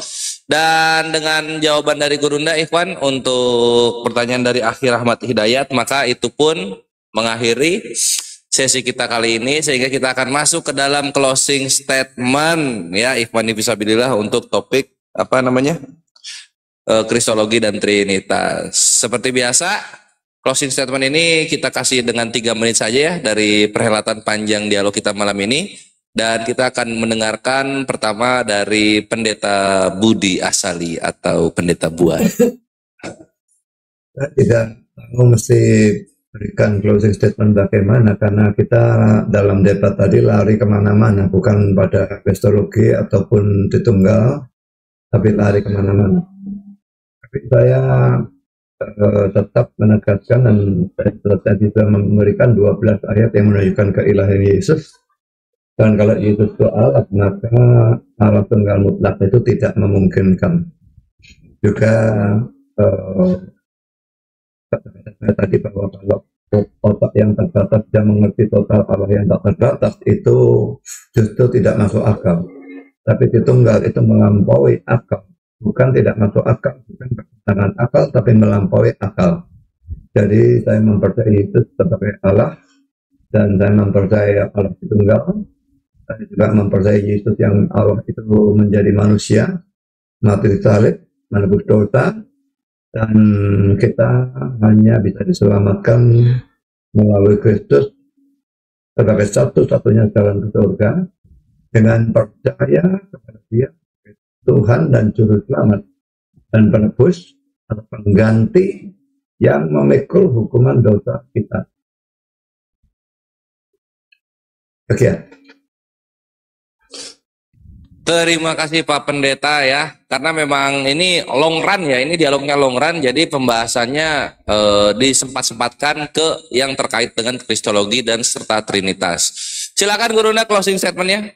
Baik, bismillahirrahmanirrahim. Yang pertama saya mengucapkan banyak terima kasih kepada Bapak Pendeta yang saya hormati, Pendeta Budi Azali, oleh karena kesediaannya kemudian mengajak saya untuk berdiskusi terkait dengan tema Kristolog dan juga tentang Tritunggal.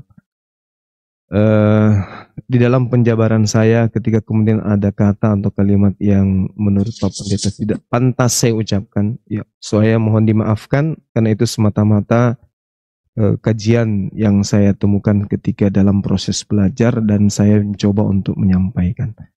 Terkait dengan Kristologi ya, Kristologi itu tadi saya sudah jabarkan lebih dulu bahwasanya ini adalah cabang, salah satu cabang di dalam mengkaji tentang teologi Kristen, di mana Yesus di sini sebagai oknum atau objek yang dibicarakan di dalamnya. Lalu kemudian terkait dengan Trinitas, lagi-lagi sama, Yesus juga masuk terkait di dalam pengajaran tentang Tritunggal yang kemudian menjadi pilar utama di dalam konsep ketuhanan Pak Pendeta dengan jemaatnya kepada Yesus anak Maria.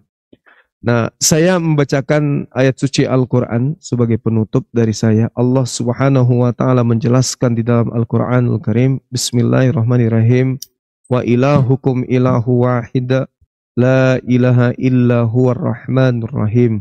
Allah Subhanahu wa Ta'ala menjelaskan bahwasanya wa ilahukum ilahu wahid, dialah Tuhanmu, dialah Tuhan yang Maha Esa, tidak ada Tuhan selain Dia, Maha Pengasih, Maha Penyayang. Ini yang dijelaskan oleh Allah Subhanahu wa Ta'ala dalam Al-Qur'anul Karim surah Al-Baqarah ayat 163. Wa ilahukum ilahu wahid. Jadi dialah Tuhanmu yang Esa, yang Ahad, tidak ada Tuhan selain Dia.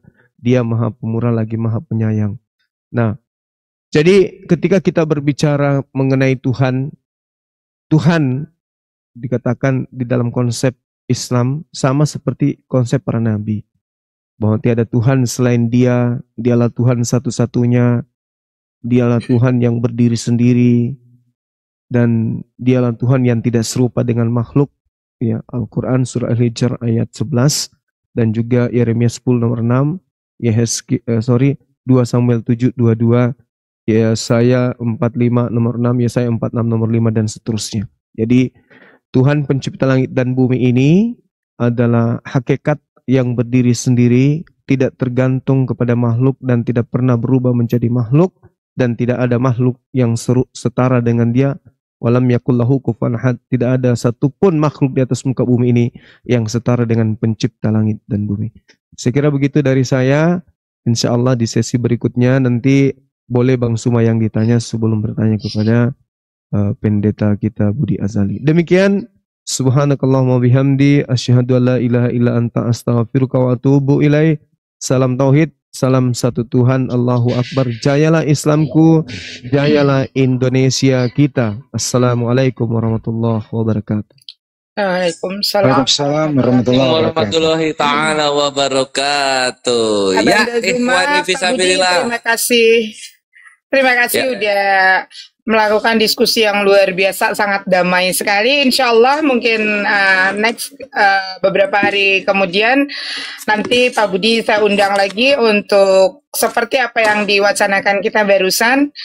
Nanti mungkin Bang Zuma yang duluan, Pak Budi belakangan, seperti itu. Pak Budi silakan dipersiapkan lagi temanya. Silakan host. Ya, temanya apa yang enggak tahu. Ya, nanti aja itu di belakang, nggak usah mikirin sekarang Pak Budi. Sekarang istirahat aja dulu. Sekali kan. Saya mau dapat lagi atau diskusi lagi Iya. Iya, yang jelas itu ya. Mantap, mantap Pak Budi.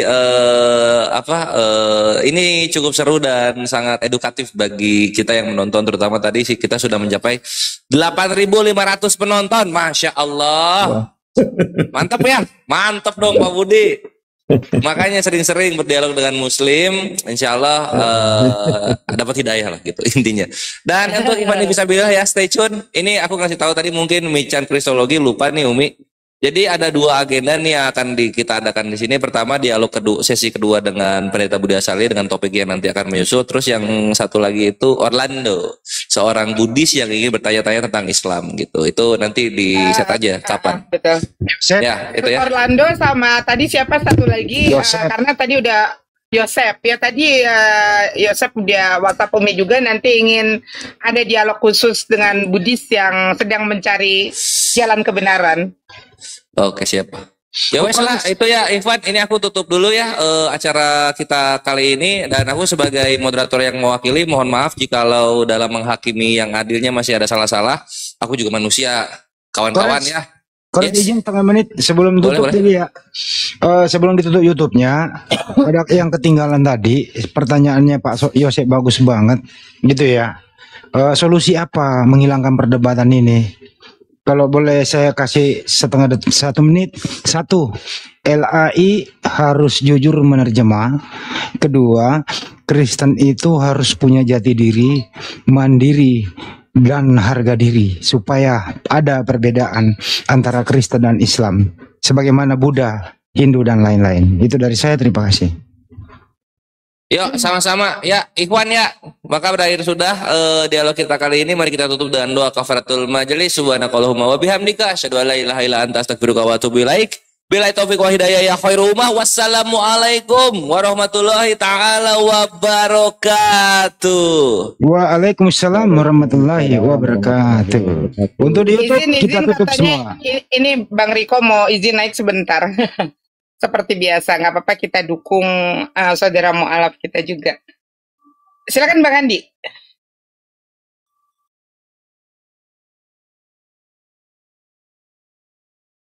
Bang Andi silakan, Bang Andi Selebes. Tutup YouTube dulu dong, baru kita bikin topik Bang.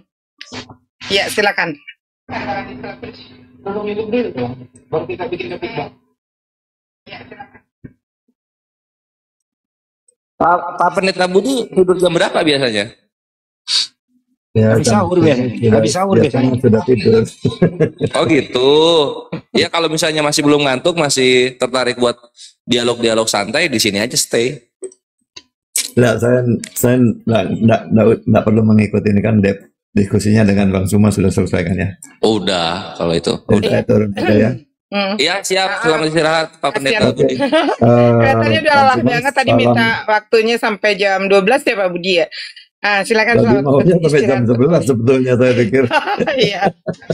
Ini kebablasan dari debatnya 5 jam ini.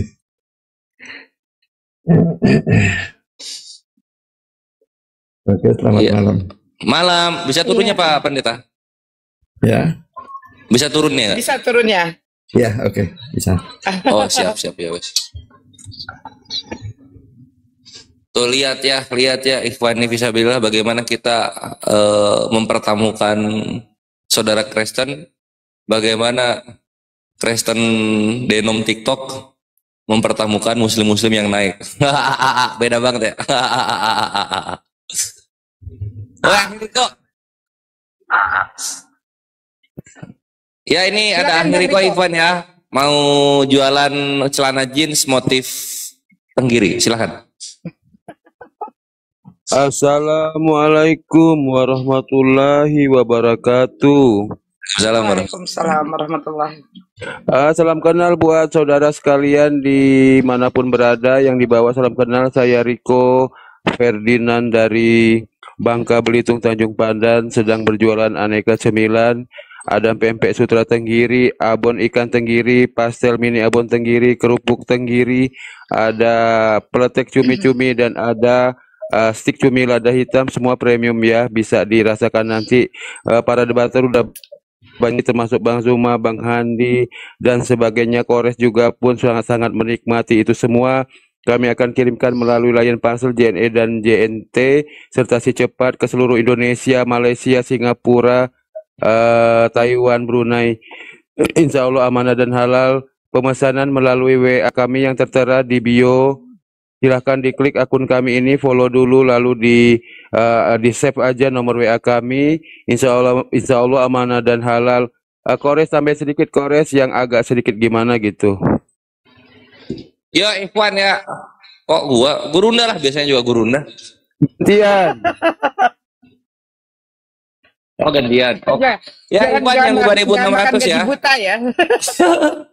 Ya Ikhwan yang nonton di sini ya, tafadhol silakan dibeli tenggiri apa tuh, peletek tenggiri dan pokoknya berbagai produk makanan yang tenggiri itu bagus untuk bayi. Iya, bayi. Ini bocil aku suka banget itu makan. Jadi tiap hari kasih itu aja. Hemat. Alhamdulillah. Ya bagus untuk ekonomi dapur rumah tangga. Gitu. Sama enak-enak juga Ikhwan. Jadi kami ya yang striker ini ketika dialog juga ya yang nyemilin cemilan dari Akhiriko ini karena enak gitu. Ya terus kalau misalnya mau membeli misalnya kalian pengen menghadiahkan para debater ini, Akhiriko itu punya alamat kami semua. Jadi tinggal mau menghadiahkan ke Gurunda ya beliin aja Gurunda misalnya hordeng motif tenggiri. Nah, hordeng motif tenggirinya kirim ke Gurunda gitu. Nah, itu bisa kayak gitu. Atau sereal rasa tenggiri, beliin buat Bang Hani. Itu bisa juga. Tafadhol gitu. Oke, terima mantap. kasih Kores yang baik, Bang Suma juga sehat selalu, Umi Dini juga udah lama kenal. Terima kasih atas kebaikan sudah naikin saya. Saya ucapkan banyak terima kasih. Semoga kalian semua sehat selalu dan selalu. Taiwan bisa, Taiwan bisa. Jangan Taiwan. Taiwan bisa ya. Ke tentara Ukraina yang lagi dibombardir drone bom juga itu bisa itu. Aman. Tapi kalau luar negeri itu harus mencantumkan email ya. Kalau tanpa email nggak bisa. Nah itu dah, sip. Udah, terima kasih ya semuanya. Jangan lupa di follow ya.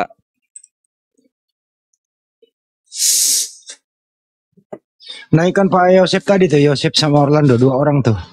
Iya. Bang Riko sudah belum? Sudah promosinya? Sudah. Oh ini gift-nya masih berjalan, bentar buat Bang Riko. Bentar dulu tuh.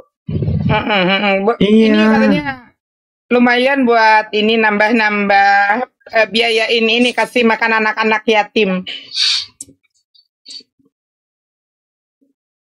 Jadi Akhiriko ini mualaf ya Ikhwannya, dia mualaf baru berapa? 40-an tahun. 60 jam. Oh 60 jam, salah gitu. Jadi support Ikhwan, beliau ini tidak mau meminta-minta, dia pengennya dagang gitu loh. Siapa lagi kalau bukan kita? Atau kita taruh Akhiriko di kitabisa.com ya? Mau nggak Akhiriko? Ditaruh di kitabisa.com. Apa itu? Di googling, itu bagus itu. Tolonglah bantu Kores biar kami bisa bertahan Kores. Tapi nanti videonya yang sedih-sedih. Oh nggak mau, itu terlalu mengemis. Oh nggak mau ya? Ya wes ya. Itu mah drama Korea. Iya Korea itu nggak mau saya. Saya maunya yang biasa aja lah. Ya udah. Kalau biasa-biasa ya keranjang kuning lah. Kalau bisa nomor saya itu ditaruh di YouTube-nya Kores. Nomornya? Ya. Ya, nanti. Kayak Pak Sugi kan ditaruh dia di YouTube-nya. Siap-siap, ntar aku taruh di YouTube. Ada foto nggak? Nanti aku taruh foto juga sekalian. Foto Akhiriko. Ada banyak foto. Foto nanti ya. Yang pas dibaptis zaman dulu ya. Dibaptis zaman dulu pakai jubah putih, udah nggak ada lagi. Aduh, yang ditenggelamin itu loh, yang lagi ditenggelamin. Oh iya, Bang Agus. Ya. Waalaikumsalam. Sama-sama.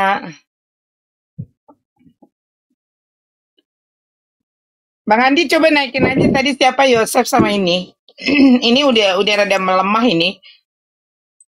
Yang 2 orang itu.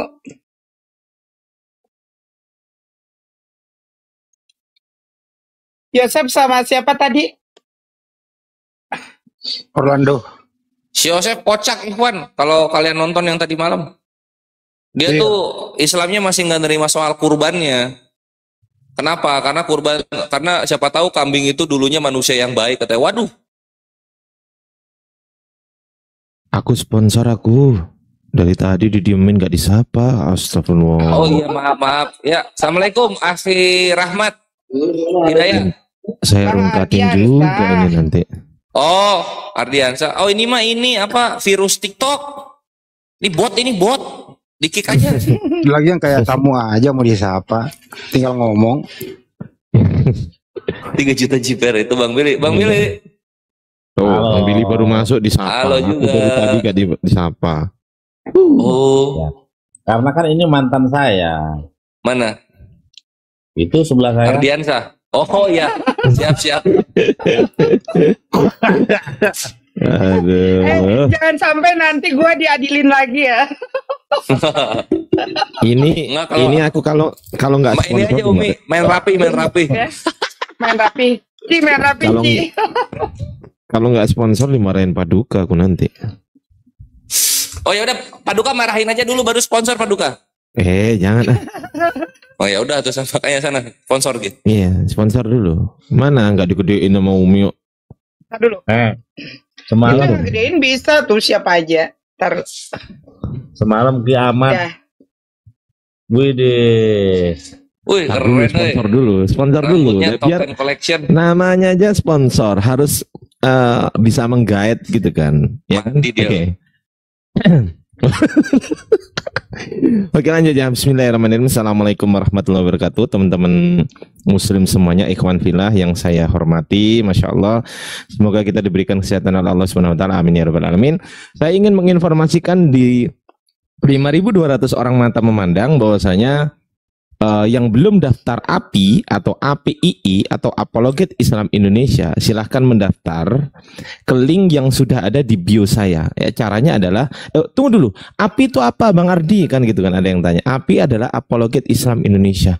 Terus ngapain itu tugasnya Bang Ardi, kan gitu kan. Banyak orang yang bertanya mengenai API itu buat apa sih, kumpulan orang apa sih ya. Jadi gini, API itu adalah sebuah yayasan resmi yang sudah diakui oleh negara. Ya, kita tercatat diakui oleh negara.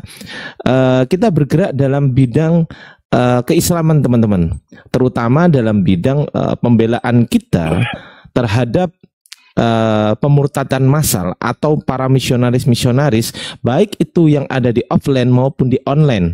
Ya, jadi kita tugasnya adalah membantah syubhat-syubhat tersebut yang dinarasikan oleh teman-teman pembenci Islam. Ya, baik itu dari sebelah maupun dari luar sana. Ya, itu caranya adalah gabung dengan API gratis tanpa berbayar sekalipun. Ya, tanpa berbayar apapun juga, gratis daftarnya. Caranya klik link yang ada di bio saya, teman-teman. Kemudian setelah diklik, silakan diisi. Setelah selesai, dicek ya emailnya yang dimasukkan tadi, kan masukkan email tuh, dicek paling tidak 3 hari. Kalau bisa kurang setiap hari dicek tuh teman-teman. Kalau 3 hari sampai teman-teman belum mendapat balasan, silakan WA saya, teman-teman akan saya balas ya. DM, silakan DM saya, nanti akan saya balas insya Allah. Jadi begitu ya teman-teman, daftarnya gratis, teman-teman akan langsung mendapat KTA. Syaratnya apa Bang Ardi? Syaratnya adalah 1 niat, 2 Islam. Kalau nggak niat ya sama aja kan, nggak bisa daftar. Oke, yang kedua adalah Islam. Meskipun punya niat, kalau dia bukan agama Islam ya nggak bisa, harus Islam ya teman-teman. Ya, jadi seperti itu sponsor dari kita. Sekali lagi teman-teman silakan daftar. Caranya adalah klik linknya ada di bio saya, atau bisa di follow juga teman-teman yang ada di atas dan juga saya. Di follow kemudian diklik linknya ada di bio saya, silahkan mendaftar secara gratis. Begitu teman-teman. Kira-kira kurang lebihnya nanti akan ditambahi oleh guru saya. Ini guru tertua saya, umur 90 tahun. Silakan Aki Kores. Sudah, saya close ya. Lanjut, Aki. Ya, langsung di-kick Umi. Yes. Langsung di-kick aja, nggak apa-apa. Nggak apa-apa Ya, di-kick Ikhwan. aja. Jikalau kalian memang mempunyai rasa cinta terhadap agama, dan jikalau kalian ingin berkontribusi penuh terhadap agama yang kita cintai, Islam, maka Yayasan Apologet Islam Indonesia menyediakan sarana tersebut. Karena di sini tergabunglah kami, sebagaimana Akhi Ardiansa Arif tergabung di dalamnya, aku tergabung di dalamnya, Bang Handi tergabung di dalamnya, Akhir Rahmat tergabung di dalamnya, Gurunda juga tergabung di dalamnya gitu. Umi Dini bahkan tergabung di dalamnya. Mungkin Bang Billy Yahudi juga nanti akan bergabung di dalamnya. Nanti kita ajarin pakai peci sama sarung ya. Gitu. Dan tahun ini adalah tahun yang maksudnya tahun 2024 ini di Januari ini kita masuk ke umur 4 bulan Ikhwan. Ini jadi 4 bulan dan alhamdulillah sudah banyak gebrakan yang terjadi dan melalui API juga atas izin Allah Azza wa Jalla kita sudah mensyahadatkan sekitar 54 saudara Kristiani kita. Allahu Akbar, Allahu Akbar, Allahu Akbar. Dan di bulan Januari ini alhamdulillah sudah 2 orang masuk ya. 54 itu yang tutup buku tahun kemarin. Baru 3 bulan loh. Ini 2024 kira-kira insya Allah kalau Allah mengizinkan 200-300 lah melalui kita kan ya. Mantep nggak tuh API? Mantep lah. Jadi silakan bergabung Ikhwan. Karena dengan apa namanya itu ya? Dengan matinya ia sebagai manusia. Bukan. Dengan tagline API yaitu satu komando, satu Tuhan, Allahu Akbar, maka koordinasi kita akan cepat jika ada sesuatu tentang Islam di daerah kalian masing-masing Ikhwan. Itu yang kami janjikan. Udah lihat kan gebrakan yang kita lakukan beberapa hari kemarin? Nah, itu yang akan terjadi kalau kalian bergabung. Tafadhol silakan. Gurunya silakan dan Bang Handi. Iya naikkan lagi tuh. Siapa ke naik Orlando ke siapa ke? Orlando sama Yosef mana ya? Nggak ada nih di permintaan. Ya udah kalau gitu. Kenapa ya? Selama ini saya pelajari ya. Mumpung ada Bang Billy ya. Selalu mengais-ngais kepada Taurat atau Tanak lah. Orang-orang ini untuk apa ya? Membuktikan ketuhanannya gitu, nubuatan gitu. Ini kapan dihentikan? Bang Billy ini kok nggak kerja sih? Membiarkan kok orang kayak gini gitu loh. Kemana aja ngapain sih? Kerja dong, Bang Billy. Kerja gitu. Tadi siang aja aku sendiri ini kan membahas tentang Zakaria 12 ayat 10 itu yang diklaim oleh Yohanes 19 itu kan. Nah, itu kemarin tadi aku bahas tekstualnya aja salah, mereka ganti. Mereka akan melihat kepada dia yang mereka tikam. Nah, padahal kata Elai itu kepadaku, mereka ganti kepada dia. Wah, ketahuan tadi aku udah kupas panjang lebar gitu. Endingnya reaksinya apa? Masih ngeyel? Ya itu Damian yang biasa.